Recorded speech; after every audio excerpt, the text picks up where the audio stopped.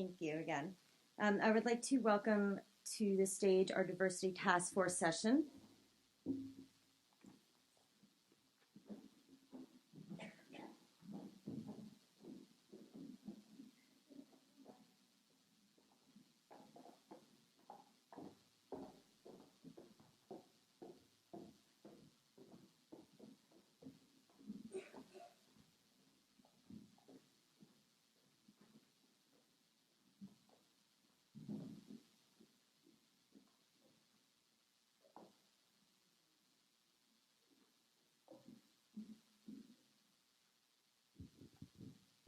Hello. Good morning, everyone. So, I think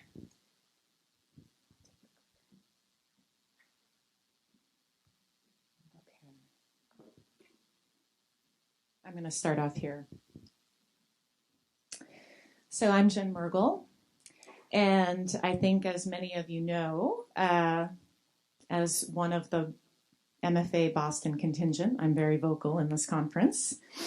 And as co-lead of AAMC's Diversity Task Force, my role as moderator of this morning's panel is to build a context for this important discussion and to encourage active dialogue today in this room and beyond, on social media, if you're live tweeting, back in your offices, and out in your communities.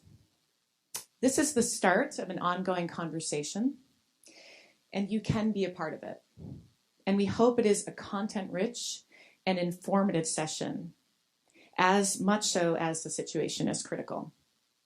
So for context, I want to briefly call your attention to 3 points: the who and why of AAMC's Diversity Task Force, data from recent surveys that starkly underscore underrepresentation in the profession of art museum curators, and data on those millennials entering the profession, and a disclaimer. So, the Diversity Task Force. The who and why. I want to note I am very proud that in this room we have full representation. And so Krista Clark, who is my co-lead, as well as Deb Cullen-Morales, Michelle Joan Wilkinson, Margie Conrads, Kimberly Gant, and none other than Judith Pinero are here. And I hope that you can raise your hand so people understand who in the room is involved in this conversation directly and who is seeking your input. I also strongly encourage you all to read page 3 of your program. It's not buried in the back, but front and center. This is Judith's welcome, and it clearly outlines from the start the central role of the Diversity Task Force and its policy that guides all AAMC programming and efforts. We know as an organization, and we as a field, must more directly engage more voices and more perspectives in our work. I will encourage you to also visit the website, artcurators.org, to review the full press release on the task force that was put out last month, which publicly outlines the need and our intentions. And I'll briefly quote, "Our task force is dedicated to building inclusion in our profession, establishing concrete processes and resources to increase opportunities while fostering open discussion of entrenched systems of disenfranchisement within our organizations. We will work toward making an impact through both action and dialogue." Thank you, Krista, for that statement. So now, point 2. After discussions in 2014 led to the formal establishment with the full board support in early 2015 of our task force, I hope that you all know that data was released that reinforced the current diversity gaps in the field. And in 2016, data on millennials adds momentum to this conversation. I put down this information so that you're clear on the Art Museum staff demographic survey that in 2013 along with Mellon fellowships that are established that Sean's going to talk about in the panel, when those were established, Mellon recognized the need for baseline data to measure demographic homogeneity, specifically on race and gender. By fall of 2014, they commissioned the survey with AAMD and AAM distributing to secure responses from over 181 museums. And by July of 2015, the findings were published online in a 13-page report, which you can see here at this website. I'm only going to pull out 2 key points. In relation to our field, in aggregate, the museum is, as a whole, profession across the spectrum is 72% white and 28% non-white, which is well below the national average. Now, security and facilities are fairly evenly split, but curators, conservators, educators, and museum leadership are 84% white, 16% non-white. And I'm going to break down that statistic even further. When you look here, these leadership positions, these individuals, curators, conservators, educators, and the C-level leadership in institutions who can drive a program, define institutional mission, decide who is or is not hired, who is or is not shown, the breakdown becomes even more stark. 84% white. The only demographic representation that is above the national census average, 6% of Asians, whereas 5% in the national census. I think the numbers speak for themselves. And so, I put forward that there are resources for us to be informed as curators. Of course, American Alliance of Museums puts out their bi-monthly publication. And recently, issues are here, if you want to see them after the session. The issue on diversity in the museum workplace, Laura Lott opens the issue. Diversity is not a slogan or a tagline. Diversity is a strength and a value that must be found among our audiences, our boards, and those we employ. The issue features Janetta Besh-Cole's amazing keynote speech from 2015 at AAM. Janetta is the director of the Smithsonian National Museum of African Art. But there is also an excellent article by Nicole Ivey on the labor of diversity. It outlines a number of the issues from the AAMD survey, and I strongly encourage you to engage with the article. But I'll point out that the next issue, attracting and working with millennials, is the important parallel to this conversation about internships. I think some of these statistics in an article by Michael Cannell in the March-April issue are quite revealing.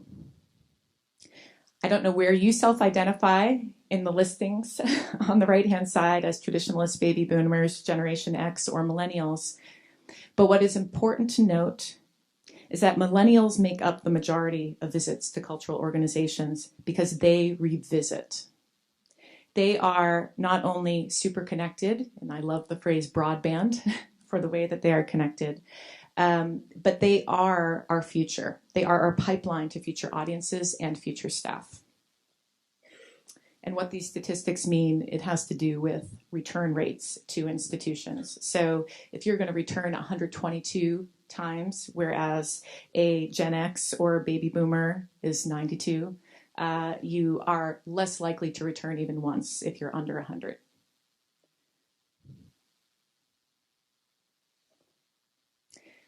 So on these millennials, and I hope everybody takes note,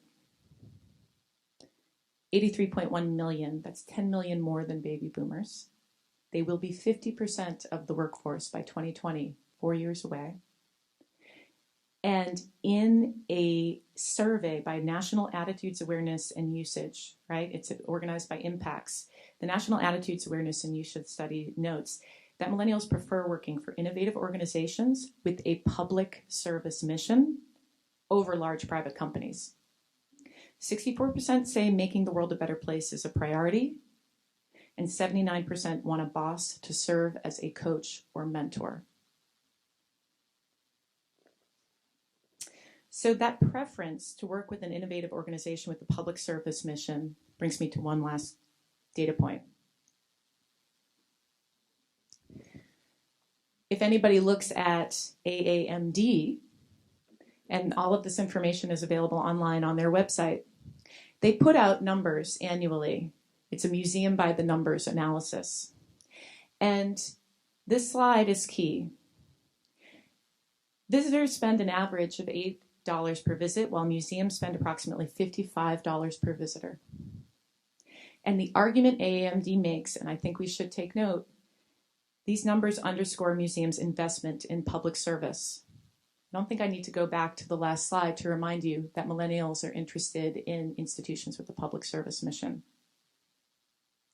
So the key note is that the public service mission can be a key identifier of the museum field. And we are in a moment where we have the mission, we have the workforce, and we know the stats have to change in representation. So we have the context for this conversation. I want to add one last disclaimer to that. I think it goes without saying we cannot cover all angles of the diversity and balance in 75 minutes this morning. And for those of you in the audience who are unsure how this panel might apply, whether your institution operates on a budget of $100,000 or $100 million, whether you are in a position to hire or be hired, this conversation must be addressed to face the future of the profession. It may not be an internship you develop, but information from this session is an acknowledgement of the validity and the potential of change that we can all support. And of course, there are many forms of underrepresentation across fields. In the last 48 hours, I've had conversations with a number of you. And some in this room may have struggled for the privilege to work as an art curator. Some, like myself, have surmounted barriers of economic class. Others have fought discrimination of sexual orientation. And I know since 80% of AAMC membership is female, many in this room continue to struggle with inequities of gender. Yet this panel is focused on one particular aspect of diversity, underrepresentation across race and ethnicity. And I'll note, in a recent conversation I had with artist Lorraine O'Grady, she acknowledged barriers to age and gender and class, but she noted a clear distinction between underrepresentation and access when it is visual. When it comes to seeing difference from across the street, she said, regardless of effort and education, it is, quote, a burden to be understood. And she added, those of us excluded from museums find ourselves wherever we can, which brought back echoes of what Hilton Alice said yesterday. I think there is a bitter irony when visual identifiers keep talented colleagues out of the dialogue central to our field, appreciating the societal value of the visual, of honing visual discernment and applying that across life experience. And it is ironic that implicit biases so entrenched may make us turn a blind eye and keep us from engaging others to see. So as Hilton Al said yesterday, art is connected to the way we live. And as Darren Walker asked us at the end of his introductory remarks, how do we use our privilege to advance these issues? We propose internships can be one of many ways. So I'm going to flip. We have 4 perspectives to consider this morning, and there are many more perspectives than could join us today. We have experts from across the U.S., across institution scale, and internship program type, and from across perspectives of participation, from founding a program, being an intern, administering a program, evaluating impact. And I am honored to be on this stage with Renee Franklin, Director of Audience Development at the St. Louis Art Museum, John Noriega, Professor, UCLA, and instrumental in the founding of the Undergraduate Mellon Fellowships, Ann Collins Smith, Curator of Collections at Spelman College Museum of Fine Art, a Bearden Fellow, as well as a Mellon Fellow, and Antonisha Stevelots, who in her role, or supervisory role, in the Office of Community and Constituent Services at the Smithsonian, is considering all of the intentionality of these decisions in hiring, and in her role as Vice President of AAAM, Association of African American Museums, has been working with an organization with a long history dealing with these questions. I'm going to turn it over to Renee to begin our conversation. Good morning. Thank you, Jen.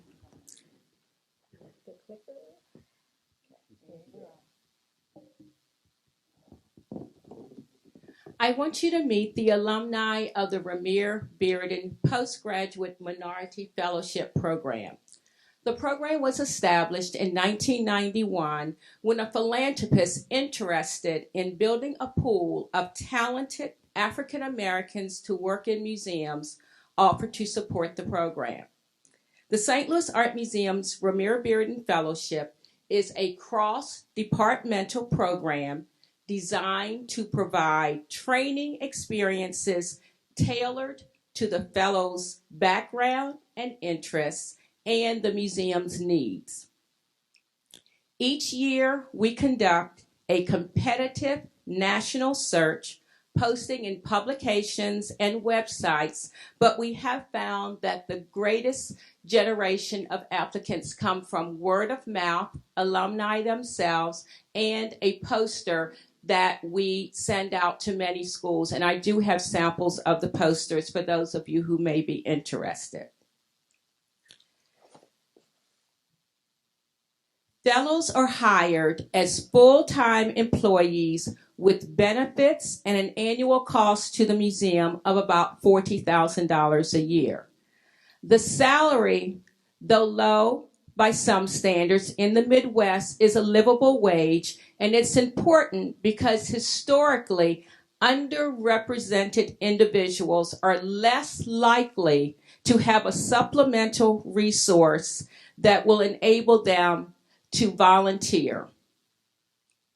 After the initial 5 years of funding by the donor, the cost of the museum became a part of the annual museum's budget. Even with limited budgets, museums find the resources for those initiatives that they value. Fellowships are not unique, but the number of trained professionals that have entered the museum field following the Ramir Bearden Fellowship is something that the Art Museum can be very proud of. In 2017, the Bearden Fellowship will celebrate 25 years. Thank you. During this year-long program, fellows work on projects in departments throughout the museum, including curatorial. And 2 years ago, we added a 2-week residency where the Bearden Fellow travels to New York and works at the Ramir Bearden Foundation. The fellows have an opportunity to also create new initiatives. Our Teen Assistance Program began 15 years ago to intentionally give students of diverse backgrounds an opportunity to engage with the museum. It's a paid position for teens to lead tours and to provide program support. In 2012, our Bearden Fellow came in very passionate about youth programming, and she created our Teen Arts Council, which is continuing. It is a diverse group charged with programming teen programs by teens. The impact of the fellowship is seen nationally and internationally. These are just a sample of the varied organizations that fellows have gained employment following the Bearden Fellowship. And it's imperative that historically underrepresented staff work throughout institutions. Alumni fellow positions include professor, curator, educator, registrar, grant writer, head of teacher programs, family programs manager, community director. These are just a few of the many titles. Race is often the elephant in the room in American society and institutions, and it's important to examine the motivations, goals, and objectives that have most recently become a part of the contemporary discourse on diversity and inclusion. I believe that targeted staffing initiatives are a vital part of creating relevant and welcoming institutions for all visitors. And it is necessary for art museums to be intentional in its efforts to level the playing field. We all understand that museums have their missions that they must be true to. They must make prudent business decisions, but museums cannot ignore the social and political histories of inequities.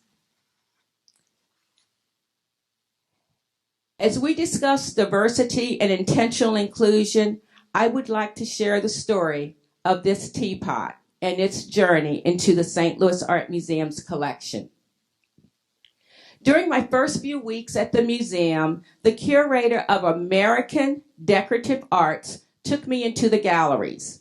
I looked around at all the beautiful art objects, but immediately I noticed that there was no mention of African American artists and their contributions. Intellectually, I understood that early American records crediting African Americans may not readily be available, but as an African American, emotionally, I felt disconnected by the absence.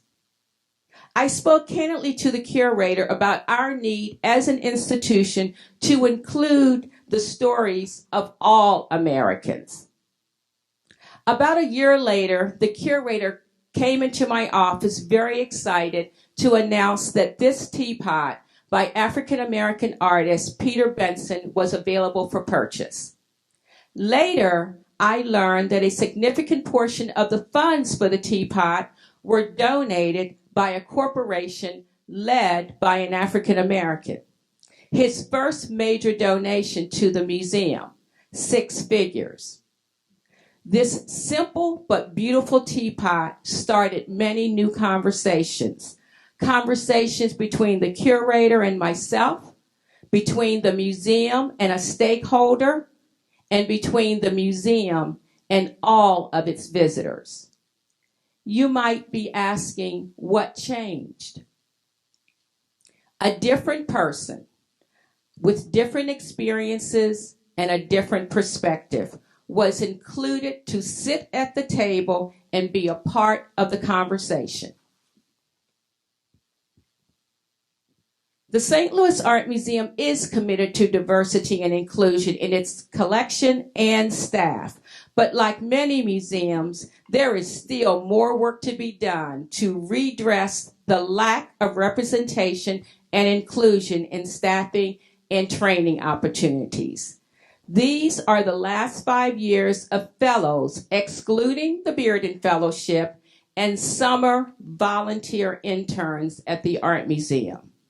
The 2015 Mellon staff survey that Jen referenced gave us the statistics to support what everyone already knew. There is a lack of staff diversity sitting at the table and in the pipeline of American institutions. Solutions are often started by asking questions. How do we attract and support more students of color into the museum field? How do we define minority in the 21st century? How do we develop a rubric for staff selection that promotes equity in a workplace of equal rights? If museums want to remain relevant and engage diverse audiences, they must have the will to change. Different voices create unique opportunities for innovation and problem solving. When museums' staff, volunteers, and boards better reflect America, so will their collections, programming, audiences, membership, and stakeholders. Thank you very much.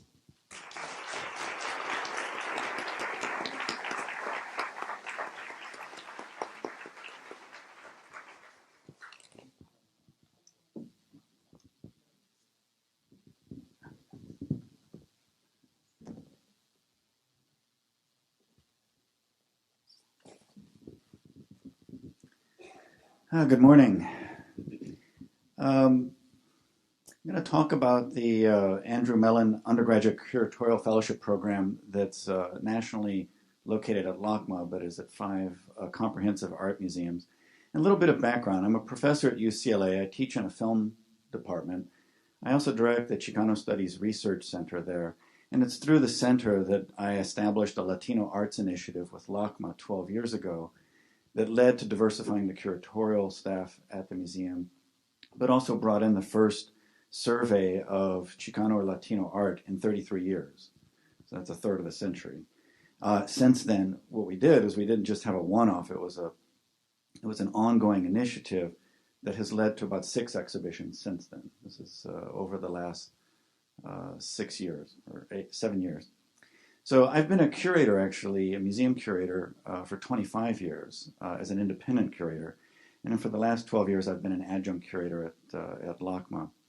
And at this point, as a professor and as a mentor, my former students include the head of a curatorial program at a major museum, and as of next week, the director of a museum, both Latinas. I was asked a few years ago to speak to the Association of Art Museum Directors, and they wanted me to present on how to diversify the directorship at museums. And the issue is kind of clear that most directors came from the curatorial pool, and most curators had PhDs in art history. And they wanted me to address what was a systemic thing that would ultimately take me back, to conception, as it were. You can just go all the way back through the life and you can find reasons why things aren't happening. So I had a very simple keynote. It consisted of the following. I said, the question was how to diversify the museum leadership. And I said, the membership of the association. I said, diversify the membership. And then I went on and I talked about other things. They actually implemented that and diversified the membership the next year. It was really simple. Just bring in people. So when Michael Govan at LACMA was speaking with Mariette Westerman at Mellon, and he proposed the idea of this, and then he asked me and Brooke Davis Anderson if we would go around and see if we could get 2 other museums to join us in setting up a fellowship program aimed at diversifying the curatorial pool by getting undergraduates to go into art history and get a PhD. And so we went around the country and we met with the Art Institute of Chicago, the High Museum of Art, the Museum of Fine Arts Houston, and the Nielsen Atkins Museum of Art.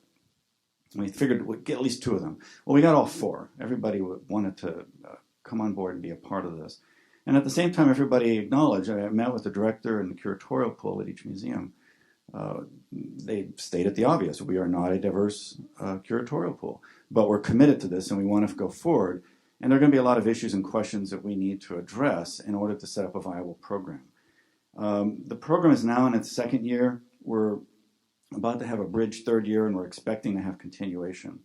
So what I'd like to do is just explain a little bit of this, and I'm working with a slide presentation by the national coordinator of the program. So I'm kind of working with that to kind of hit some of the highlights and build upon what Renee had said.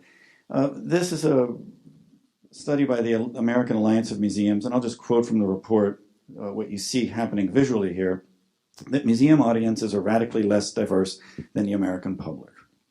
and museums serve an ever-shrinking fragment of society.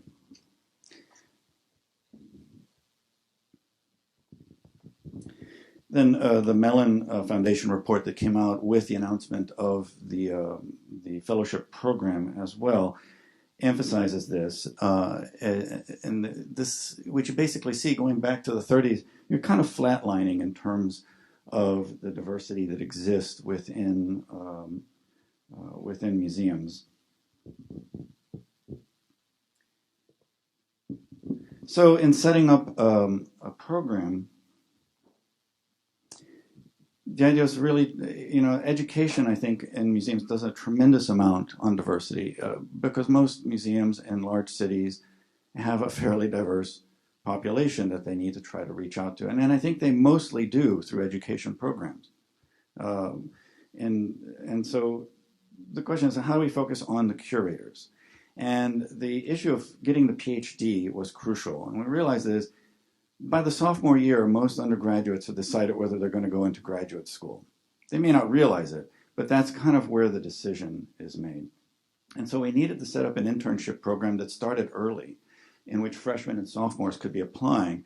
But it also meant we had to do something different than most internship programs, which basically give kids a paycheck for 10 weeks over the summer to do the work somebody else doesn't want to do. And so they come away knowing absolutely nothing about the museum except an intimate relationship with a photocopy machine, right? And it's good because the student gets money, the curator gets alleviated of some kind of drudge work. But looking at the Getty Multicultural Undergraduate Internship Program, which had been going for 25 years, it produced almost no increase in the number of curators. It did, and I had to point this out to them because I've been working with that program and been benefiting from it. If you look at the survey, it had a huge increase in the people who remained committed to being engaged with the arts. It just wasn't producing curators. And so when we set up the program, we really wanted to go back and do something different. How do we really get the student to understand what the museum is as a workplace, as a professional site? Because in many cases, they're going to have to argue with their parents about this. They're not going to understand what, you're going to do what. Now, we're working with the Mellon, and the Mellon Mays undergraduate program provided a good model because they had basically, since 1988, working with 8 member institutions, had set up a program that brought 4,000 students through it with the idea of increasing the number of PhDs in key fields. Now, 4,000 students, only 12% of those would go on to get a PhD. And only 2% of those 4,000 students would actually end up being tenured faculty members. So you're looking at the scale of investment you have to make in order to move the needle a little bit. And that's what the Mellon was asking us to do. Now, we set up a program that was kind of different than what they had expected, because the first thing is everybody's thinking about the summer. So we said, well, instead of a summer internship, let's have a summer academy, bring in 15 students at each museum, and spend a week really getting them to know the museum. Have them meet with the director, have them meet with conservation, with publications, with the education program. Have curators walk them through their exhibitions and talk through the backstory of how the exhibition came about. Do site visits to local arts institutions, meet with collectors, see private collections. And really, in that sense, get an idea of what the life of a museum is like in a very intensive environment. From there, we would pick 2 fellows at each museum. So we have 10 in any given year, and now we have 20 that are active. And they would get a program that was structured in 2 parts. And the first part was, during the academic year, they would be working with a curator as their mentor. And they would basically spend the academic year really getting to know the museum from the perspective of that mentor. And they would have self-selected goals or projects or assignments they could do, but they were not an employee. Now, in order to allow that to happen, we realized we had to put some money in their pocket. And so we set up a stipend that they would receive of $4,000 not to work somewhere else, so that they could actually spend their time at the museum learning about the museum, but also having that learning tie in with their undergraduate education. So everything is trying to push them towards the graduate degree. Then in the summer, they do that summer internship and they get paid and they do the work that somebody else doesn't want to do. But by that point, they understand it and they have a very different relationship with the curators. And they do this for at least 2 years. This can be a 2 or 3 year commitment.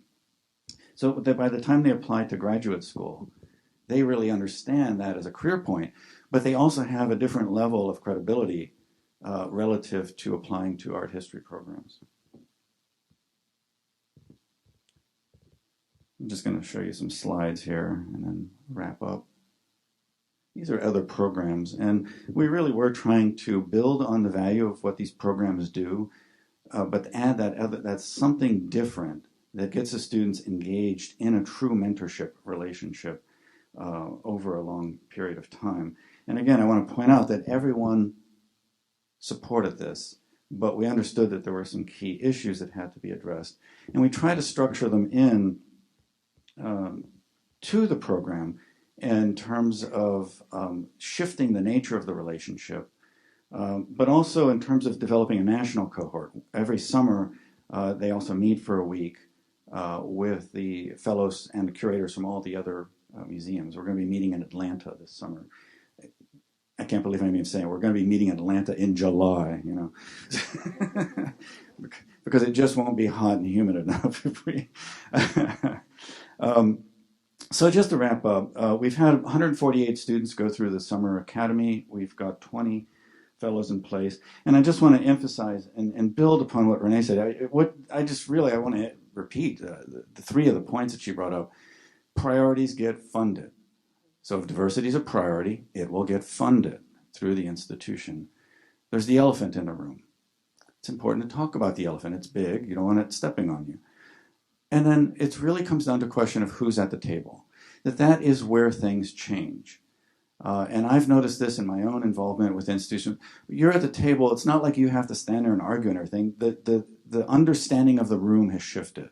And the nature of the dialogue is going to be different. It may not be what you want, but it's going to be different. And so what I want to emphasize, we focus a lot on the museum, but really art history has a good deal of responsibility to bear for this. Art history departments are incredible, like most departments, are incredibly diverse at the undergraduate level. You think about a place like Los Angeles, 90% of the high school kids are not white. But by the time you get to professors and curators, you're down to somewhere between 2 and 4%. So when you look at the graduate programs in art history, they're not diverse at all. And the few people that get in there have a really hard time, especially if they want to do something that relates to their own cultural background, which is largely outside the historical record. I have seen so many Latino PhD students drop out, and that's assuming it's their decision, but they are no longer in the PhD program at my own university. And I am doing everything I can as somebody outside of that to mentor them, to encourage them along. Fortunately, many of them are persistent and they end up at other universities, but not in art history. So that is the elephant in the room here, which is it's a very racially exclusive discipline, and how do we begin diversifying that? And in some ways, curators and museums have done a better job because thankfully, mostly to Black and Latino and Asian museums, but also to mid-size and municipal museums that are much more and necessarily more responsive. Mentorship. It's informal for the most part in any profession, and it's also extremely critical, but it's really based on identification. A mentee or a mentor reaches out because they see something in the other person that is like them. It's self-selected in that sense. And it's great, and I think many people can benefit it even across other differences that may exist. A man may mentor a woman, vice versa, across race, across sexuality, across areas of interest even. But there's something they see in the other person that they identify with. One of the things that everyone recognized when I went around the country and met with the other museums is they identified we're going to have a problem because we all can't serve as role models. There are going to be things in the experience of the fellow that is outside what we can relate to, and how do we address that? And I'm going to, I guess, leave that with the fact that I think that that is something that we're still groping our way towards, because by and large, the people that are involved with this program in the museums are white. They're committed to it, but there's also a clear limit where how do you bring a discussion into the room? How do you help someone understand that a certain struggle between the way their community sees the museum and their sudden access to and participation and thorough enjoyment of being within the museum are at odds with each other. And it's something they're going to have to work with and come to terms with over the course of their career, as other curators have other issues that they have to kind of negotiate in order to really understand their relationship to the institution and everything outside of it. So I'll just end by saying, building on what Renee had said, I think diversity is a wonderful term. It's really helped organize a lot of ways of moving programs forward, but there are ways in which it also becomes a way of not naming an issue, of not talking about the racial dynamics, the class dynamics that are at work in a way that's not about accusing, but about just understanding that there are processes at work that we've largely been unconscious of because we have a sense of priorities and values in which the particulars of certain groups have not been factored in yet. So I'll leave it at that.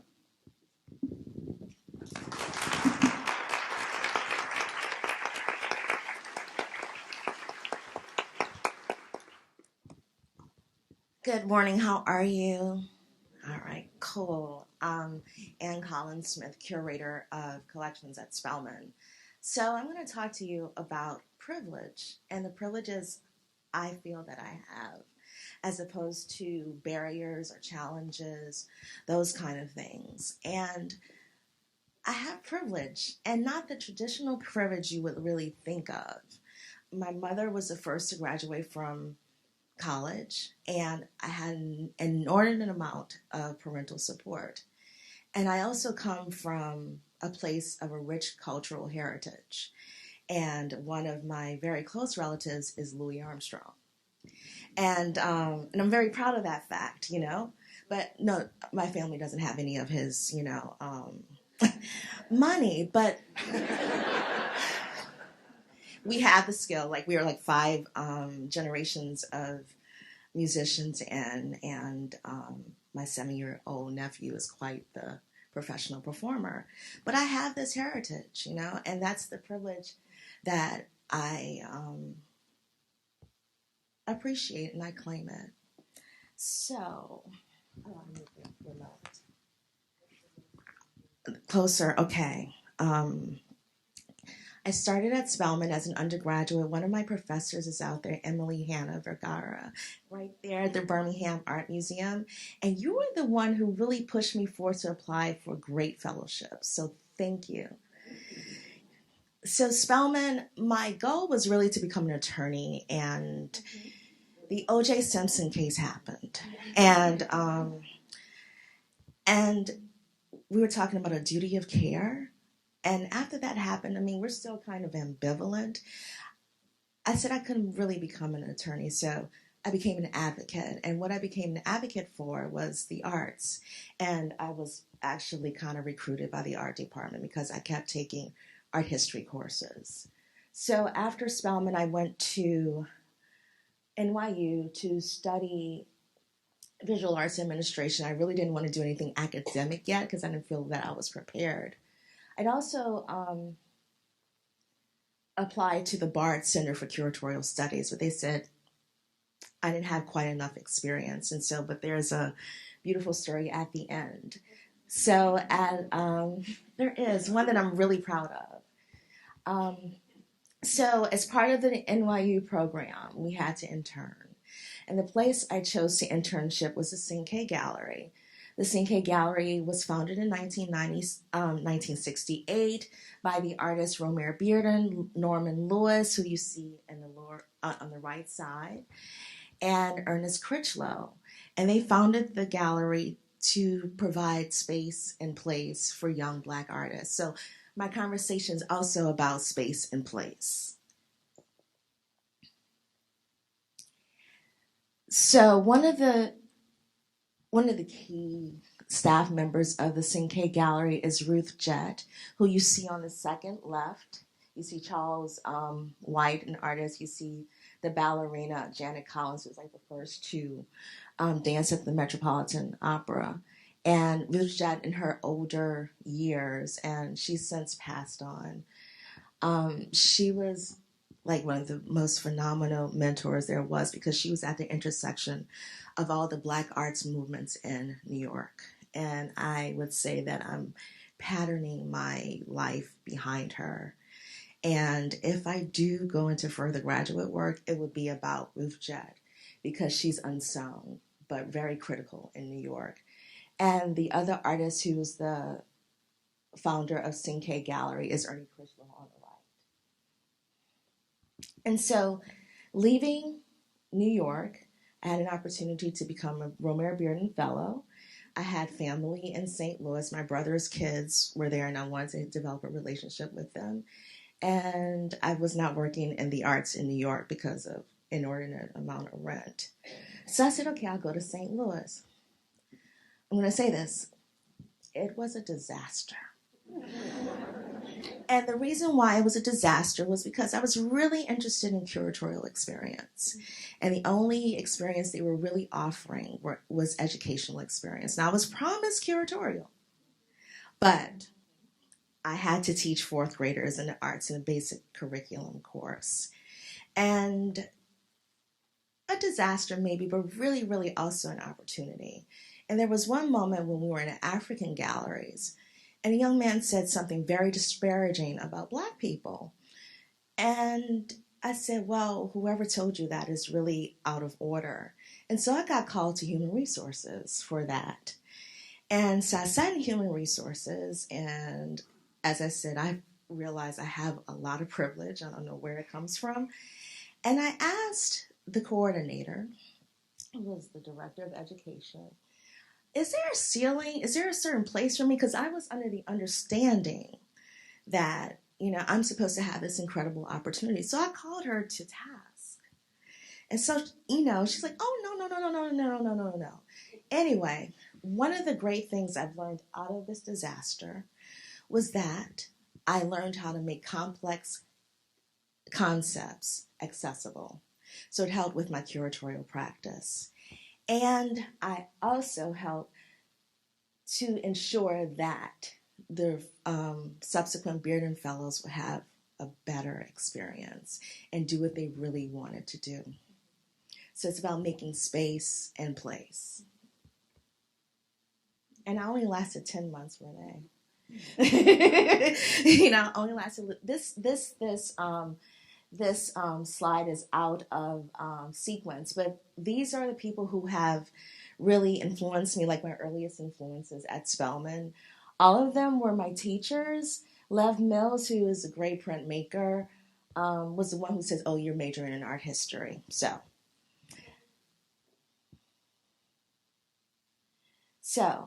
my other mentor, I think, is here, Judy Fox. And I was at the Davis Museum and Cultural Center as the Andrew W. Mellon Curatorial Fellow. And what Judy and Lucy Flint-Gohlke helped me to do is to further hone my connoisseurship and also develop a critical eye. But they also took me to Italy. And we kind of got in trouble for it for the Venice Biennale, but basically it was my favorite experience, but I developed a great exhibition from that opportunity. And so travel is really important, and making those funds available really important. And I was also at the Davis Museum and at the St. Louis Art Museum during times of transitions of leadership. So learning like both cultures, like the previous and incoming, has really kind of helped me in my career and also in like my civic engagement. And so leaving the Davis Museum and Cultural Center, I went back home to Spelman as a curator of collections. But during this time, what I've done is continue to engage in professional development opportunities, which are really mentorships. This one on the left is the curatorial intensive, in which you meet with a whole bunch of mentors, like people who are at the top of their game, and you develop an exhibition project. I also participated in the Getty Leadership Program and had more mentors, and we also became peer mentors. So, mentorship can happen horizontally. And I also participated in the first class of the mentorship with AAMC. But also during that time, I faced an inordinate amount of transition. And so I couldn't participate as much as I wanted to. And I tried to keep pressing, to participate, but the transition kind of made it impossible. And Catherine was my mentor, so thank you, Catherine. And one of the things that Catherine helped me to do, Catherine Futter, was to see how much of an impact I did have. She's like, redo your resume. And I'm like, okay. So the resume went from 3 pages to 7 pages, and it's keeping getting longer. So, I can just see like all that I have done there were times when there were doubts. But then I had to kind of step off because I had my greatest curatorial feed, and that was helping my mother to transition. So I kept pressing because of the privilege I had in her saying, okay, Miss Ann's a curator, and, Sam, you got to help her, pay for it.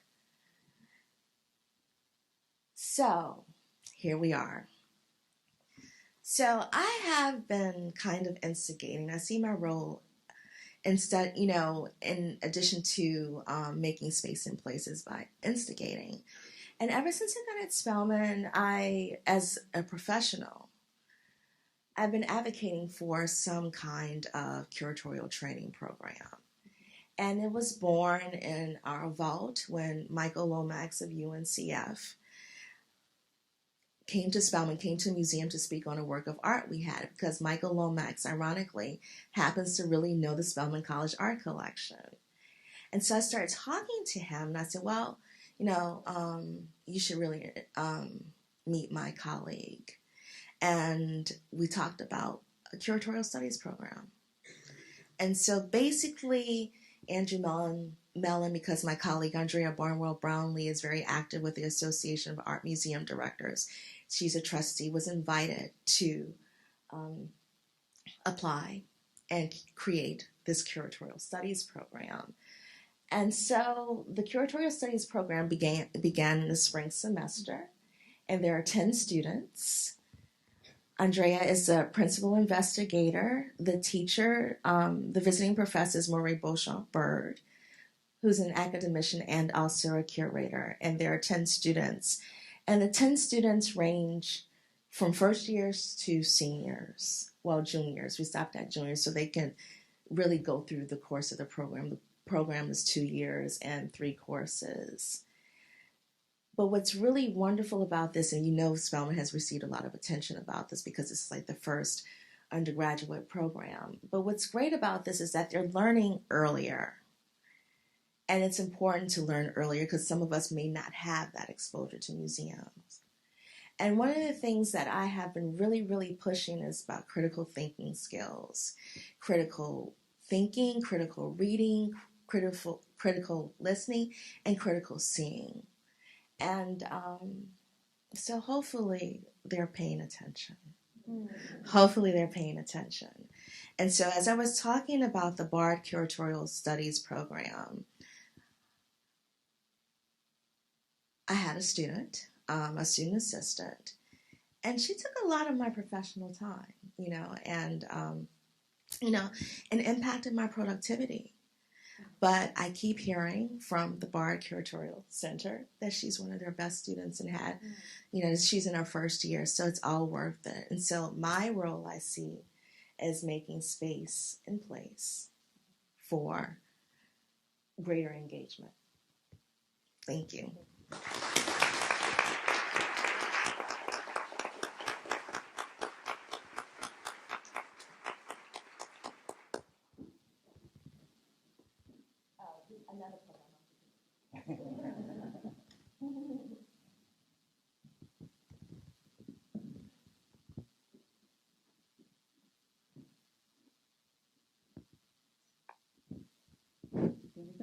Good morning. I think it's still morning.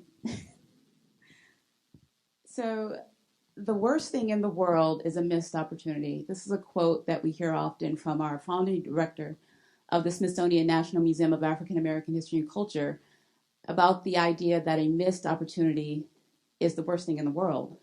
The Smithsonian National Museum of African American History and Culture is on the verge of opening on September 24th this year. And it's an institution that was primed for taking advantage and acting upon this notion of opportunity. The National Museum of African American History and Culture is one that is rooted in a long history, longer than some would think. People go back to the groundbreaking 10 or so years ago, First Lady Laura Bush there, and, others picking up the dirt 10 years ago. And Lonnie Bunch took on the great charge and challenge of opening a museum in a 10-year period from the ground up. And so the idea that opening a museum on the Mall, an African American History and Culture Museum on the Mall, was something that was not an easy task to even actualize, to say that we wanted to have this institution. And so he had lots of great challenges for himself in bringing this institution about. And it's exciting and stressful and exciting all over again to be a part of this phenomenal institution. And so as he looked at bringing this museum on board, he took lots of different things into consideration, from his staffing to how he would collect his objects, to how the building looked. As you can see in this cover slide, the museum, if you know Smithsonian in general, is very marble and white sort of facades, and this one is the, I won't say eyesore because the building is absolutely beautiful and stunning, but it's different. And it's different on purpose. The building itself has meaning. It has an interpretive narrative to why it exists, the way it exists. The designers, the architects were selected in a strategic way to bring this museum online. So as our director thought about different ways of being as a museum in the Smithsonian, as you all know, has an over 100-year history. And so it is deeply rooted in tradition and their ways of doing and knowing and how they go about their practice. And so in some ways, people say, oh, you're a Smithsonian institution, so you must have the playbook on how you open the museum, step 1, 2, 3, done, done, done, no big feat. Wrong, wrong, and wrong. And so Lonnie, in the way he is, a fantastic, fantastic leader in thinking outside the box, literally thinking outside the box, pushing barriers in an institution that is so deeply rooted in its ways of knowing and doing. And so, again, he started from the ground up. With his hiring practices, we have a demographic breakdown of a 60-40 representation of maintaining a 60% or so, around that amount, of African American museum professionals, with another 40% of non-African Americans. My staff has Asians, white, African American, male, and so, and we all laugh, but that's the other thing that's a deficit. We see that when Jen gives the percentages and numbers of a predominantly, like beyond predominantly, 80% white female career field. And so when we say males, there are males and they're all in our leadership role, and so we need to work on that as well. When we look at men of color, they're absent. I've been looking for them here at this conference, and I have maybe one hand, and yeah, so and so there's lots of, as my colleague here said, elephants in the room. And so with Dr. Bunch, and actually he's not a doctor, Mr. Bunch's foresight, he said one of the things that he was going to do is really act upon the enacting legislation. I'm in the Office of Community and Constituent Services for my institution, and it's a museum department that doesn't exist anywhere else in any other unit in Smithsonian, and it's not a typical traditional unit in any museum. Our goal is to look at strategic partnerships on behalf of the museum at a national and international level, and building partnerships that are strategic in a way that it is connecting to institutions and organizations as a whole that has a large impact on a broad number of museum professionals and museums versus a one-to-one sort of setup, which we do not do. When we get individual museums coming to us, we direct them to some of the networked institutions that we're already working in. And so this is just a snippet of the enacting legislation, and if you read it, you see that it has words like collaboration. They call out specific audiences and groups to be worked on, and one of those that I'll speak a little bit about is with our historically Black colleges and universities. In my department, as we looked and took our enacting legislation verbatim and diving into that historically Black colleges and universities piece of that in collaboration, we decided to do a pilot phase of programs with existing museums within Black HBCUs and working with their museum administrators to create fellowships and internships at those institutions. And so in doing that, it was one way to create a fellowship opportunity, internship opportunity at these institutions that may not have had this opportunity to begin with, and providing real experience, hands-on experience, not photocopying paper, not being the assistant that keeps the calendar of the supervisor on hand, but really truly giving them hands-on experience up front, producing real product as far as what they are getting out of this experience. And so you see some of the photos of some of those students that are actually doing real work, real product, real experiences, to really get an in-depth love for the work that we all do. One of the premier international programs that we have worked on and partnered with is in South Africa, and now coming online, actually almost completing in Senegal, is our Slave Works project. And the component that my department has worked on, there is a huge component, of course, with our curatorial, in-depth objects and things of that nature. But from the strategic partnership side of it, we really looked at building capacity and professional development, getting beyond the experience itself, which is important and definitely something that we all need, but really looking at the sort of foundation of how that exists, the environment of how that exists. And so we looked at professional development opportunities and working with the instructors on building their capacity as institutions and as trainers and teachers to help with that hands-on experience. Thank you. I don't want to mute. And so working in the Smithsonian, so they do have some bags of tricks and things that you can pull out, and then you can pick at it and say, how can we make this better? They do have, the Smithsonian Central has a diversity inclusion initiative where they really have turned the tables and tried to make a really intentional effort in how they broach diversity and inclusion, looking at issues of equity across the board.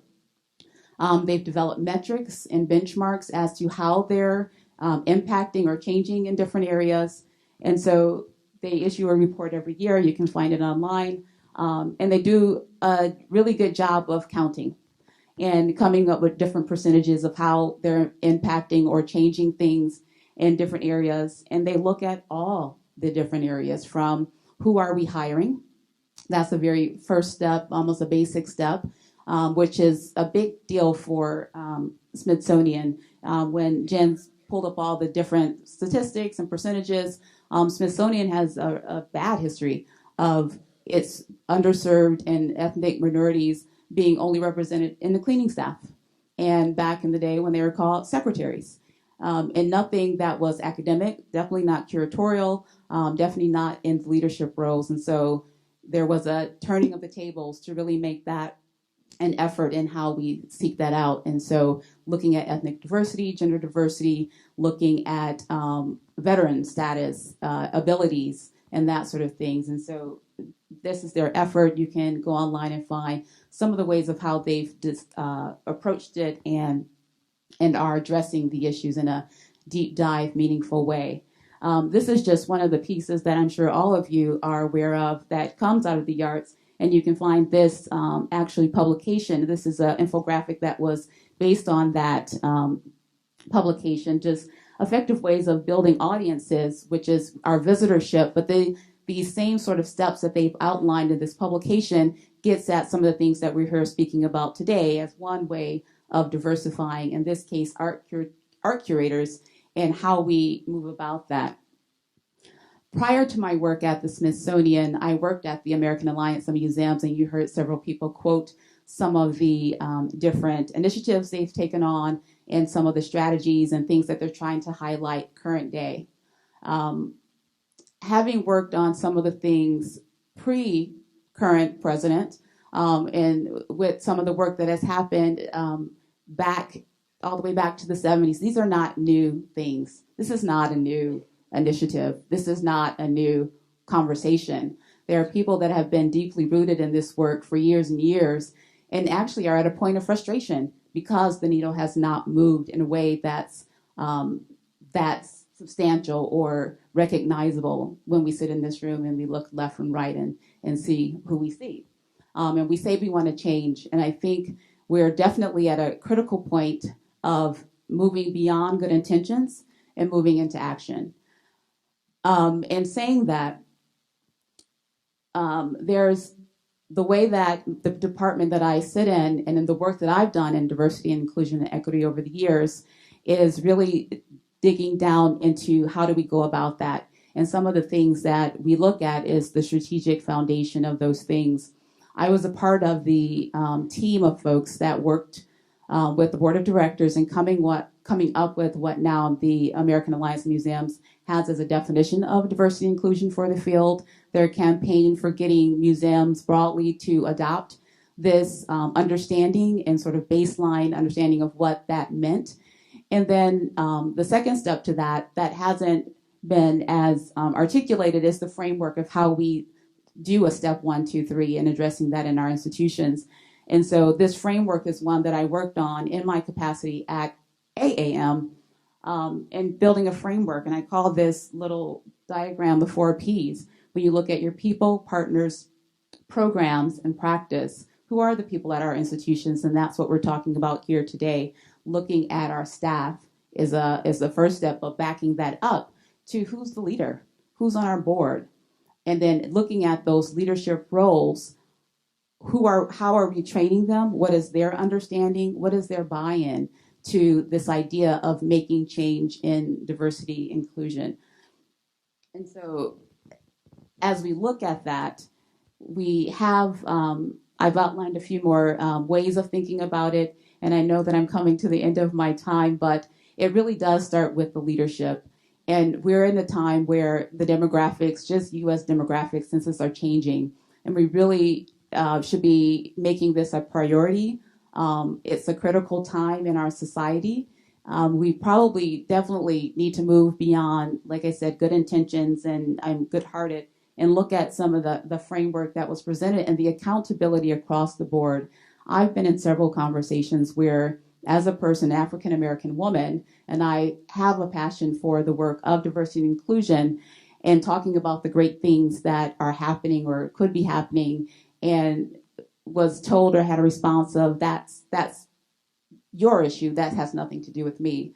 And where we are today in society, it's everyone's issue, and there should be a sort of policy mandate from leadership, from board of directors to say this is a priority, and how is everyone addressing this issue from their seat, wherever they are, whether they're the curator, the development person, the president, CEO, education, those sorts of things. How do we all own a piece of this where it's not just ethnic minorities talking about these issues, but everyone talking about these issues and figuring out how they start to make a change from where they sit today?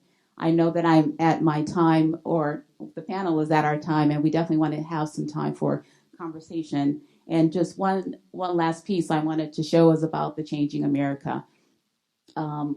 This was an exhibit that my institution has done, and it's not rocket science. It is what it says, Changing America. And I stole some photos of some of my colleagues just to show the diversity of the field currently and where it can be going, and what are some things that we are doing to sort of fill that question mark of who that next generation will be. and making sure that we're taking advantage of those opportunities and changing the conversation. It's the time now to be uncomfortable. The elephant is in the room. We all know it, and we sit in our nice seats, and it's well-intentioned, but it's time to get uncomfortable and start having those difficult, hard conversations and see what we can do in our individual capacities moving forward. And I will end there and turn it back over to Jen so that we can get to some questions. Thank you.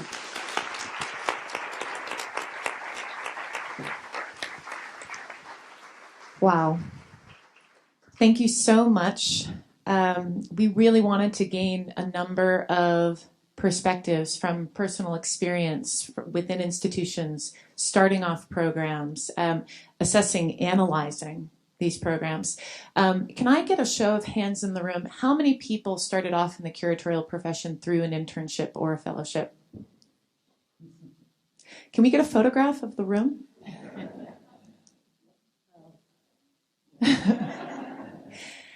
I think it's fundamental when you know your own career started off through a colleague. I'm looking at colleagues in the room right now that I had a fellowship with, and thanks to them, I'm in the field and I'm on this stage. I can't imagine how hard it is to not only know your access into, and I do agree with you, and it is a privilege. I think it is a privilege to be able to work with art every day, to be able to be inspired by the individuals who create what doesn't exist yet and they manifest it, right? I think it is a privilege to work in this field, and we all had that one golden moment of entry. What I would like to put forward is the idea that we all have the opportunity to create that opening for somebody else, and we all have the opportunity to invite a different perspective. I wonder how many people think about looking for interns or looking for colleagues that they feel have similar perspectives, have similar working styles that they can get along with, and then think about the prospect of maybe inviting somebody who might teach you something, might challenge you with a different perspective, might actually, as Sean was saying, bring them to the table. It may be different. It may not be what you want to hear. But who is interested in the idea of a different conversation? I'm throwing out these questions because I feel like they're not for you to answer in this moment, but to think about fundamentally, why is it that you joined the profession? Why is it that you're interested in showing individuals how minds can change, and how much do we take that to heart in our own professional work? I do want to open this up to questions in the room from a number of perspectives based on some of the key points, some of the data points we put out today, or some of the facts on the programs, to see if anybody is interested in more information or curious to add to the conversation.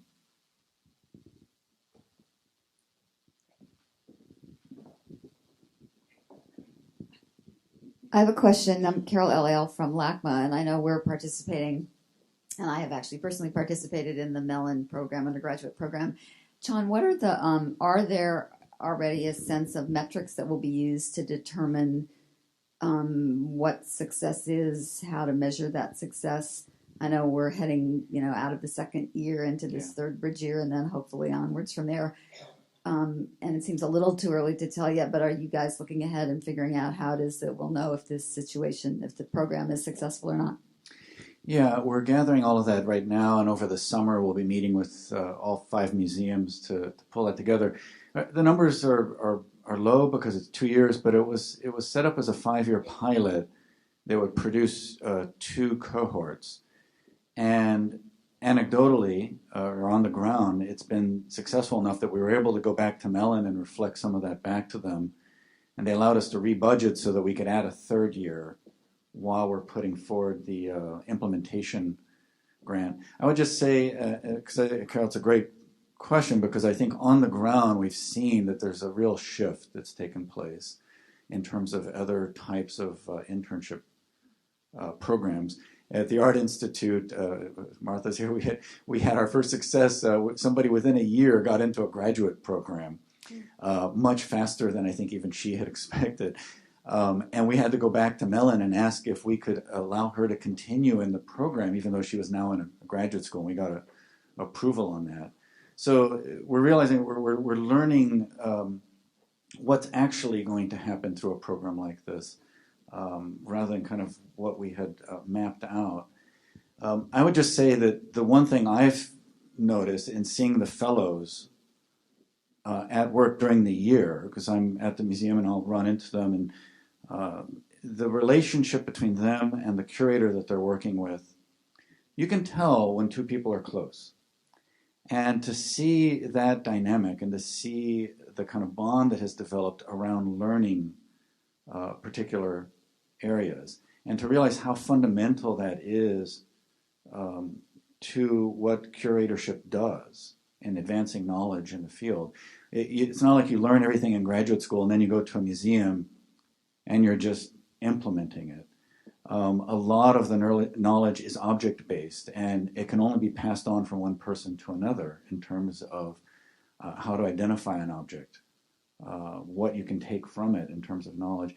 And to see that dynamic happening in a way that was just, to my mind, never been in place is really one of the key takeaways, and I think what we'll be reflecting back to the Mellon when we when we make the argument. But I do think that the part that we're still grappling with has to do with the intangibles. And right now it happens in the national convening when we can get everybody around the room and we can talk about the kind of programmatic aspects of the fellowship, but then can just put the question out there, so what is it? What are your experiences? And one of the things that really struck me, and it's very moving in a sense, all of the fellows feel absolutely at home. They've got a badge. They can walk into the museum anytime they want. And what we found is a lot of the students were saying, well, whenever I don't have anything to do or I don't know what to do, I just head over to the museum because it's mine. But then you ask them about, well, what about race? And then you get the other story, which is, well, nobody in my family understands this. My community does not feel like that museum serves us, and there's a lot of hostility towards it because they don't put exhibitions that relate to our community. They're only hiring at the level of guards, not at curators. And so they are kind of trying to negotiate between these two things. And how to bring that in, not as a kind of problem, but as just part of what one has to grapple with, among other things, as you move forward in a profession. I think we're still feeling our way through how to do that. And again, that'll be reflected in our proposal. Hi. Xandra Eden from DiverseWorks. We're on the verge of launching a new teen program for teens from underrepresented communities here in Houston that will introduce them to professions in the arts by meeting people on site and being able to interview and talk to people holding leadership positions and kind of get a behind the scenes look at what the jobs are like and what the environment is like and how those people got there.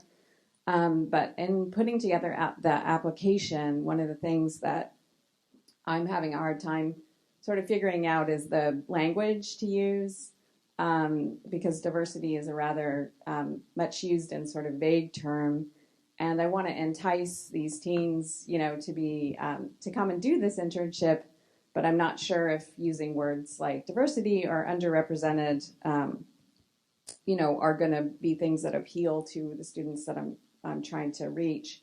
And I wondered what your thoughts are on that, if that is fine and okay, or if there's another way of approaching or kind of recruit, using language that will help them to feel, help these teens to feel like this is something they want to be involved in.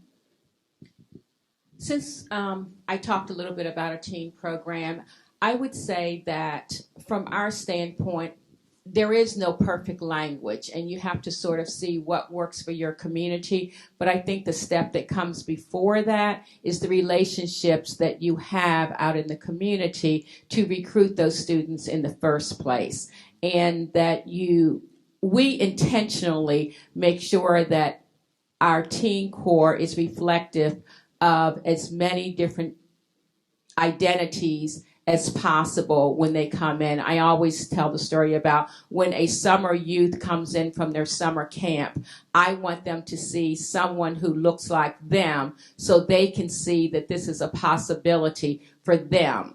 It's about building awareness. So I remember one year, you saw the picture up there, but one year we did not have a white male. And so I was like, and the teens get to vote on the next set of students. And once you become a teen intern, the paid position, you can stay on at the art museum until you go off to college as long as you want. But then each year during the interview process, those that are current interns or fellows, they interview those that are applying. So it's a group decision on who gets to come in. It's not a single staff decision. But I remember them looking at me and saying, why do we have to have a white boy in the class? And I'm like, because if a white boy comes in the museum, I want him to see that this is a possibility for him too. So I think that's kind of a long answer, but I think it's really about one year we did not have any Hispanic students, but I reached out to the Hispanic Chamber of Commerce. We have an organization called the Professional Latino Action Network. So I try to make sure that we're getting the word out because we only have room for about 12 teenagers. So I want to make sure that those teenagers, one year we had a young girl, she worked a couple of years for us that was Muslim and she wore a head cover. So I just want everyone to walk in the museum at that young age and see that it's a possibility for them. I just quickly wanted to add something to that. Something I would point you to is an initiative out of the 90s. When I first got my start in the museums, an initiative that was managed by the Association of Science Technology Centers called Youth Alive, which stood for Youth Achievement Through Learning, Involvement, Volunteering, and Employment. And it was an initiative funded by the DeWitt Wallace Reader's Digest Fund along with funds from the U.S. Labor and Statistics. And it was a program that did outreach and engagement with young people as young as middle school and high school. I got my start as a program director for a program that engaged middle school and high school students, and we did outreach programs. We had an application process, and it was a matter of connecting the thing that you're trying to get them interested in and excited about, finding those parallels and those common grounds and find their speak. Starting with the academic world of their schools. They go to school, they have different subjects, they like certain subjects, they dislike others, but finding some connection to that world and translating that language, the emoji, texting, whatever, to the cultural world, because there are connections. The young people I worked with were various ethnic minorities, socioeconomic statuses. I remember driving the 15-passenger van to pick up the youth, to make it accessible for them to be a part of the program so it wasn't another barrier to those students. And I remember picking up my one student from the trailer park, and then I went out and picked up another student from a very affluent area. Again, a diverse group, ethnic diversity as well as socioeconomic status, but middle school, high school students, and trying to find what excites them and connects them to the world that we're excited about. And so there's definitely some common language and some things. But the Youth Alive initiative, there's a few publications out there and people still using that model to implement their youth-oriented programs. I think I'm going to jump in because you've hit a key issue, which is how programs or efforts communicate to the world outside. And speaking of the Mellon program, when you have a major foundation and 4 or 5 museums turn to their legal departments to vet your flyer, you will end up with a flyer that includes everyone to such an extent that it means it appeals to no one. Right? It's like inviting people to a barbecue, but talking about the pie. It's like, what is this about? What are we actually here to do? And so that's what we ended up with as a flyer, and that we would send out. So we realized that the flyer really wasn't going to do the work. We had to. And we convened meetings, and we encourage all the museums to do this, where you bring in professors from community colleges, from four-year the schools, from the private. You just get everybody there at the table, and you tell them what you're really trying to do, and to help you do that. And then we even kind of retail it. We'll go to large survey courses in areas where we think students in those courses might be interested, and hand out the flyer. So that the flyer itself isn't communicating, it's the mechanisms by which it reaches students. And I think what Renee was saying as well, you realize as you get your applicant pool and that you're not really hitting areas that you would like to, and you got to just pick up the phone and you got to find out where you can kind of really nudge with certain people. We've been really very effective, I think, in what we've done. And it has surprised me. It's where I first really had a sense that there are a lot of undergraduates out there that really want to become curators. I thought it was really odd. It's like these kids seem to have known from the time they were 8 or 9 years old that they wanted to work in a museum, but they're kind of disconnected from the usual ways that you would get them to come in. And we've roughly had a balance of even balance between community colleges, publics, and the elite privates in terms of the applicant pools that we get.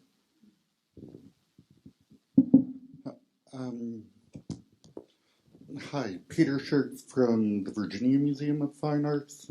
I work in ancient Mediterranean art, and I was just wondering if any of the panelists have thought about how can we diversify kind of more traditional areas of the museums and of art history, like classical art or Egyptology or medieval art or Renaissance art. Because when I look for interns, it's not a very diverse pool, unfortunately. Can I add also? I do want to point out, while this is not yet developed at the Museum of Fine Arts of Boston, we've been having a conversation for about, 18 months at this point, which will continue to develop towards something that we'd like to pilot next summer. And again, I think it's bringing up an issue about at what age are we engaging the next generation to consider museums as a potential site of profession. And I think it's come up a few times, in fact, that of course you have your PhD students, the grad programs, and the undergrads, and now there's been this conversation in the room about teens.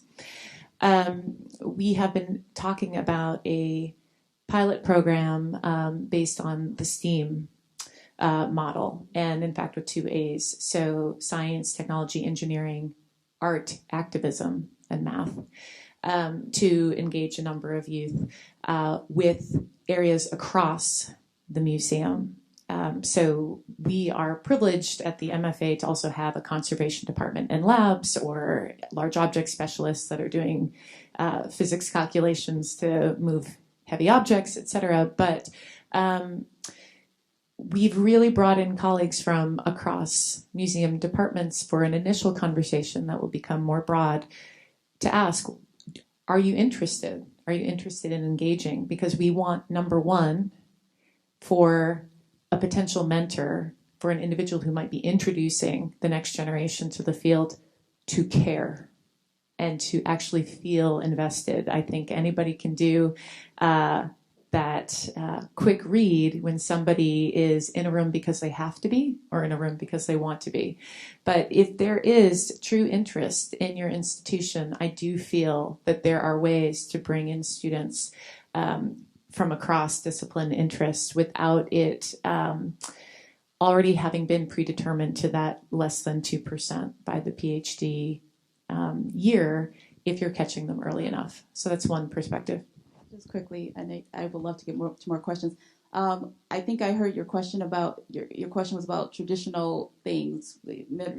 Yeah, I'm not an art person, so I kind of hear my interpretation is that something that's so traditional rooted. How do you make that relevant to whatever audience, whether it's doctoral all the way down to a young youth? And it's about just keeping our history fresh and relevant. And how do you connect back? How do you connect the dots for that person? I have a 3-year-old that's in a Smithsonian museum-based school, 3 years old. They go to the Hirshhorn. They go to the Botanical Garden. They go to the Portrait Gallery. There are ways to find connections back. Our world is based on history.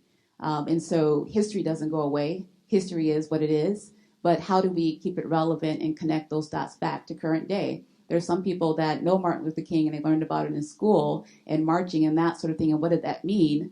And today people are pointing to Black Lives Matter. And so between those sort of more immediate and more recent examples to my 3-year-old that can handle some pretty complex concepts and some of the traditional things, those teachers find ways to connect it and break it down to language and relatability at 3. So I think we could definitely do it for our teens and undergrads and grads.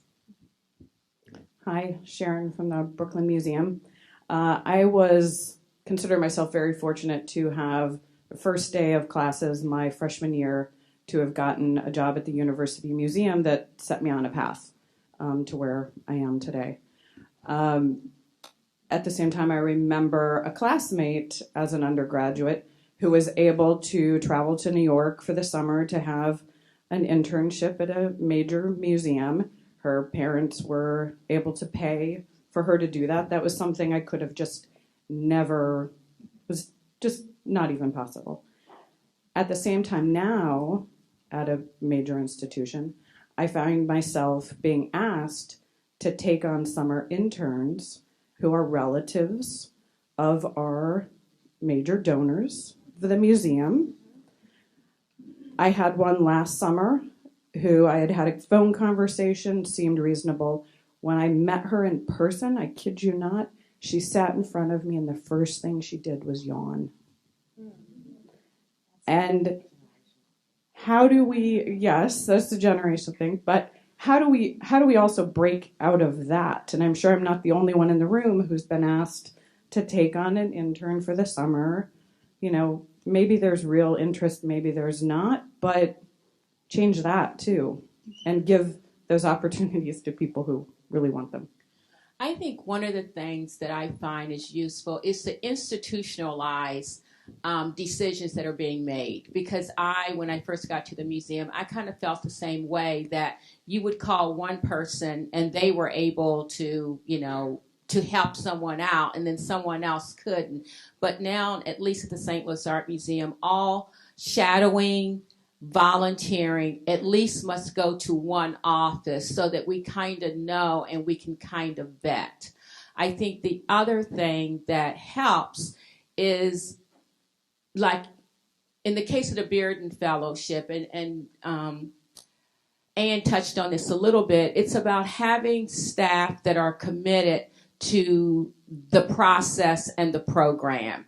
As was mentioned, the Bearden Fellowship started out as working throughout the museum, but then it was given to the Director of Education.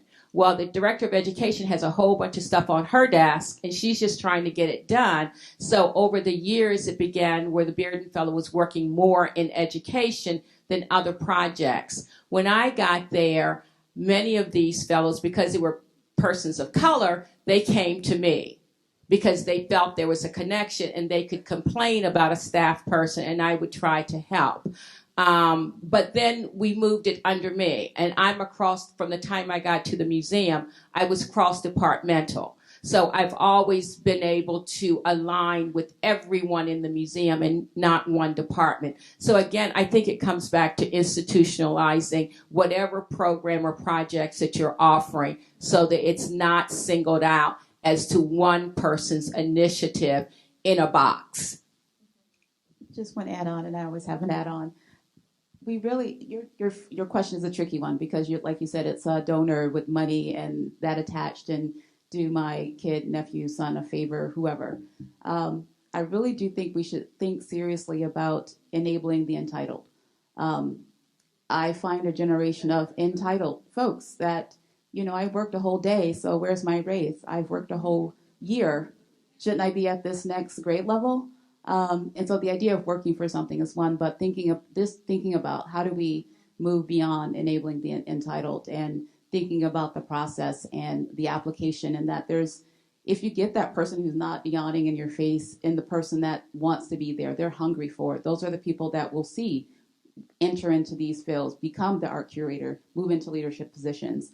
But it's a fine line of how do you balance, this person's given us $1 million, or helping to fund our endowment. And so, I need to kind of, appease this. But I call that the hookup mentality, and it irks me to my core soul. And everybody's looking for a hookup. I found my first job in a newspaper, the employment section, and people with paper and newspaper. But the idea of working for it, I went in for an interview. I interviewed, had my skills. I did my song and dance, and I was hired. I didn't have uncle, daddy, or father to hook me up to get me into a door, even though we need to open some of those doors. So balancing that fine line, it's a tricky one. Hi, it's Carol Elliott again. Somebody yesterday brought up, and I think it's really important to bring up again, the suit that's being brought against the Getty Multicultural Internship Program, which of course brings back to me I don't remember the name of the case, but the University of Michigan Medical School case, and I see this going to our 4-on-4 Supreme Court. How do we move nimbly and quickly to deal with those issues so that we don't lose the little ground that we've made and that we're trying to move forward with? And I have to say, I'm turning to Judith and Helen and Krista right now, saying I think that this is something that, because one of AAMC's core roles for our membership is also advocacy, is thinking through what kind of statement we can make that then this membership can turn to and know we have a position. I'm sorry? Yes, well, and I feel like one of the benefits of membership is having this input and expertise and maybe even legal consultation as a resource, as somebody who can then go out to other colleagues who are not yet members and invite them to join, to talk about, well, what is your backing? What is your position? What does it mean to be at a federal institution? What does it mean to be at a private nonprofit? What does it mean to be at the institution that has the highest endowment in the country, like the Getty, which is a very ripe target for a lawsuit? And what does it mean to be at a much smaller institution where there are community connections and understanding? So I think we can do some work, but I also feel, I think Darren Walker answered very thoughtfully yesterday when he said, he also gets those same letters to the Ford Foundation.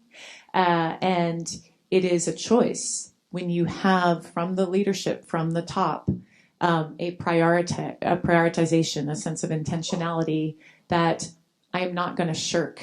I am not going to back away from maybe a cultural push, and maybe he identified it as the conservative right, coming in and attacking a position. Instead, I'm going to accept the potential cost. Maybe it's a financial cost. Maybe it's a cost of time and resources. Maybe it's a cost of embarrassment for a lawsuit, or maybe it's the cost of the frustration. I'm going to accept that because I know this is so important that we can't lose ground. We have to stand firm. Of course, I have an add-on. And it's about the standing the ground and staying strong. And so in those types of lawsuits, when I just hear about them and people feeling like they're losing something, how do they give that fellowship internship to this other person and I now don't have a seat? They gave it away to somebody else and I really deserve that seat. And it's about that voice in the room. And when I speak about leadership and your board of governors and them carrying a message that it's not just the ethnic minority fellowship people that are saying, yeah, you need to keep it and it's the right thing. It's all of us in this room standing up and saying, this is the right thing and this is what we should be doing and this is the way forward. And so it's someone, my colleague actually told me a story about her interpreting some sort of object that somebody came in. I don't know if Talisa's in the room, Dr. Fleming, and spoke about that she was trying to interpret this piece for this person. She was African American. The person was white. And they were saying, no, it's this. And she was like, no, based on it, look, it's this way. And this person didn't want to hear it. And she said she backed up, went and got her white supervisor. The person, male, told him the exact same thing. I was like, oh, okay. So that really kind of resonates when you think about the exact same thing. You're saying the exact same thing, but when there's a mixed, diverse group saying what's right or what's the way forward, it's taking differently.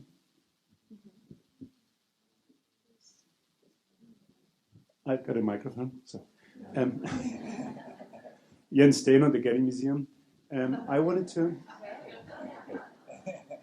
Coincidence. I wanted to ask about the data you presented. Do we have also similar data for the constitution of museum boards and the trustees? And where are they published?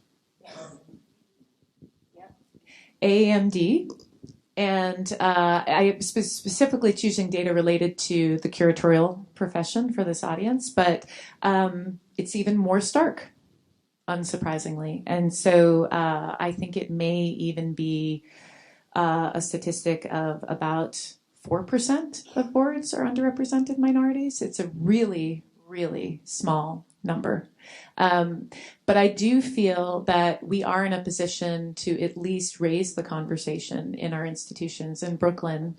If there is, on the other end of the phone, somebody asking about that special internship, to use the language that Antonisha just used and say, well, so enabling the entitled, right? To have these conversations in the workplace, I think, is part of what one can take away from this session today. If not having the bandwidth or having the funding to develop a paid internship program just yet, to think about the relevance and the importance to the overall field and to bring those conversations back home. I know there's one other question down here.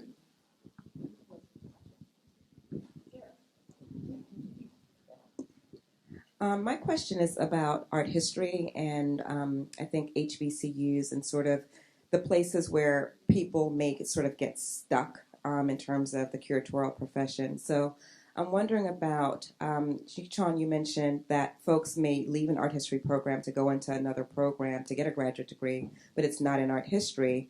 And then we also talked about the fact that there are all these programs that HBCUs that may be encouraging people in maybe art museums that are in those campuses, but they might not then go on to art museum. They may go on to a historically Black college museum. So I'm wondering from the perspective of this organization, where we think we can also make interventions in the fields of art history. Maybe that's not our place, but I just wanted to kind of throw that out. And also within organizations like HBCUs, where there's certainly a diverse, quote unquote, diverse population that would be ripe for a pipeline, but making sure that there's that connection. I wondered if anyone could address that. It's a big issue. I think, the first part is just to name it in a sense.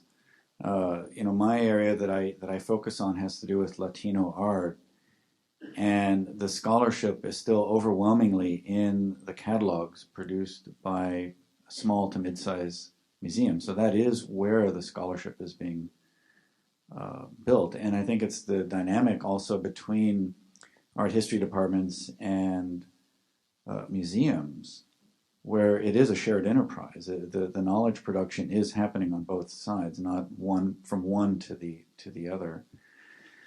I think that the challenge, my sense, in terms of art history departments is, by and large, they are presenting themselves as training with a baseline appreciation of all of art history across the whole world.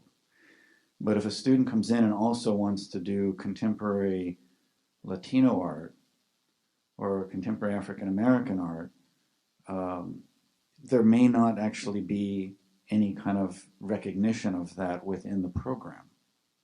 And there's a kind of lighter footprint across the whole field. And so that's where the kind of pressure, and particularly in the Latino side, which is much less developed on the academic end of things, that it's not seen as being within that global framework for art history. Somehow it just pops outside of it. And it puts the student at odds with a field that they very much want to participate in. So I think that that's kind of part of where the shift has to take place. And it's a difficult one. I mean, I'm not in an art history department. I'm publishing a book series on individual Latino artists. It's peer-reviewed. It is not going to be used in art history programs, but it will be used in Latino studies, women's studies, American studies, depending on the artist. But we're taking a very traditional approach of locating a kind of historical effort around an individual artist, looking at that body of work, situating it within the contexts that are appropriate to the history of that work and of the artist. It's very much in line with the field. And so then you have to take a step back and say, well, then why is it that the field is not able to take that in? It's within its own language. It's within the methodologies of the field. And I think that's a much more difficult issue to raise, and how to push that forward. And departments are very hard to change, as we know. So I'm not quite sure where that is, except to keep pushing all around. I got funding for this book series back when foundations funded the arts, other than Warhol and Getty and Mellon. But I got it by doing the research, and Rita Gonzalez, who was a student at the time, I set her on the task of, here's 150 artists who have been active for 30 years or more. Let's see where they exist in all of the search engines used in the field of art history, because these are recognized names. And we did, it was like a 10-page report that had a grid of the different search engines and a list of artists. And over the course of the 9 pages of the report, you saw maybe 6 X's checked off where there was actually a hit. Mm.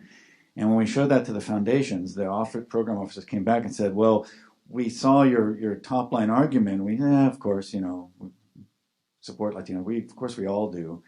And then by the time they got to page 9 and they'd only seen 6 hits, they said, we felt physically ill. Mm. And then we got funded. So I think it's really just keep coming back and just showing the reality of that disparity, the reality of the contradictions of the global and encompassing enterprise of art history, and then the fact of what gets supported. Can I just add to the flip side of that? So, Michelle, you're asking about historically Black colleges and universities and individuals who are going into those museums and maybe not into others. And I think one thing to keep in mind with AAAM being almost 40 years old as an organization, AAMC is only 15 years old, that there is an organization that has been having a conversation from a fundamental level about how do we build voice for much longer. And I feel like young scholars, individuals who are going to make a choice, where is their voice going to be welcomed or heard, or where is it, an echo in the void? I think it's obvious, unless we change that level of invitation, that level of access, that pipeline in, that choice still seems simple, to go to organizations where that one will thrive and be valued. And so I think that's on us. That's on us to consider how we make that change. I'll just quickly say, AAMD has a partnership with UNCF. They fund a paid internship. I'm Emily Hanna from the Birmingham Museum of Art. We were one of 12 museums chosen to partner with Miles College, the historically Black college in Birmingham. And so for 3 years, we've had an intern every year.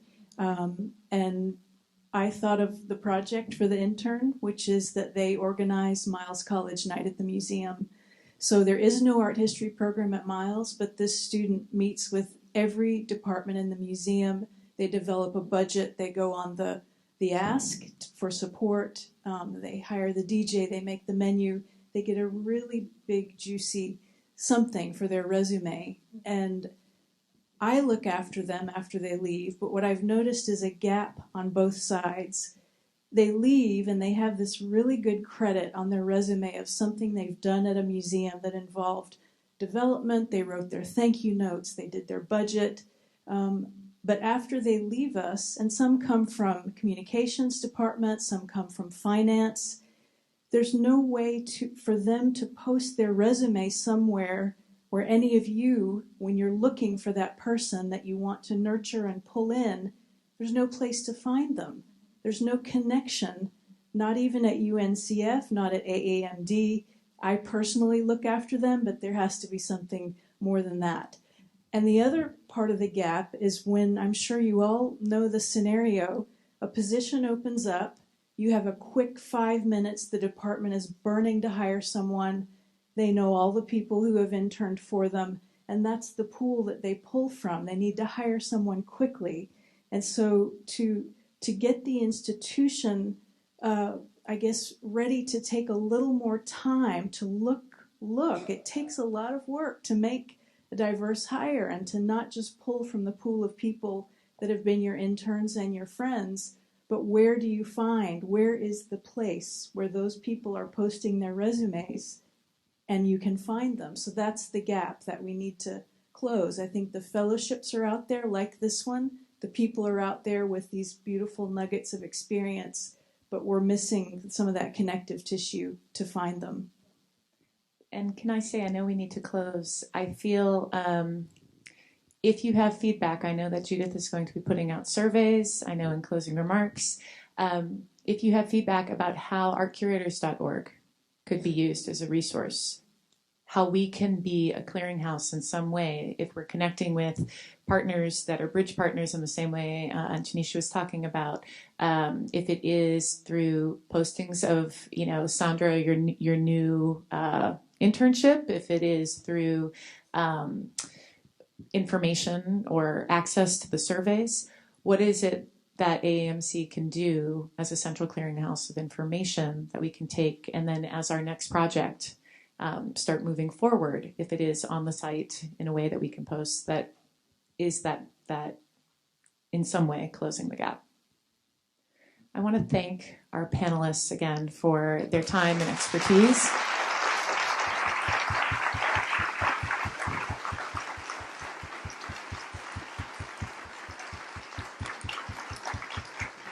And thanks for taking the time to think with us.